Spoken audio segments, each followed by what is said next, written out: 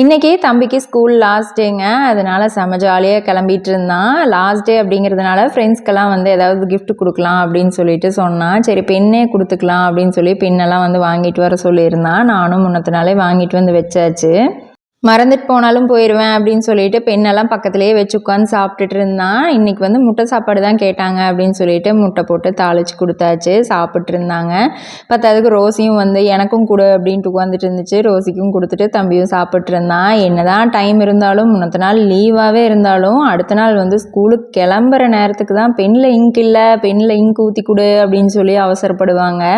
நம்ம இருக்கிற வேலையெல்லாம் விட்டு போட்டு ஒடியாந்து வந்து இந்த வேலையை பார்த்துட்டு உட்காந்துருக்கிற மாதிரி இருக்கும். அதுவும் நம்ம அவசரத்தில் இங்க் ஊற்றினோம்னா இங்கு நம்ம கையில் காலில் ஃபுல்லாக சிந்திட்டு தான் நம்ம ஊற்றுற மாதிரி தான் இருக்கும். எப்படியோ இங்க் ஊற்றிட்டு நீ சாப்பிட்ட வரைக்கும் போதுண்டா கொண்டா நான் டையெல்லாம் கட்டி விட்றேன் அப்படின்னு சொல்லிட்டு டையெல்லாம் வந்து கட்டி விட்டுட்டு ஐடி கார்டும் போட்டு விட்டுட்டு உன்னை இன்னைக்கு சாப்பிட வைக்காமல் அனுப்ப மாட்டேன், நீ என்னதான் நான் பேசிகிட்டு இருந்தாலும் பரவாயில்லன்னு சொல்லிட்டு சாப்பாடும் ஊட்டி விட்டு தாட்டியாச்சு.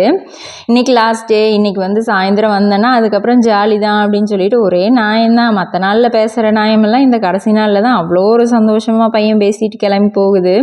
பாப்பா எப்பவும் போல் முன்னாடியே கிளம்பிட்டா. தம்பி கிளம்பும்போது பூனைக்கிட்ட நாய்கிட்ட எல்லாருக்கிட்டையும் இன்றைக்கி லாஸ்ட் டே போயிட்டு வரேன்ட்டு கிளம்பிட்டான்.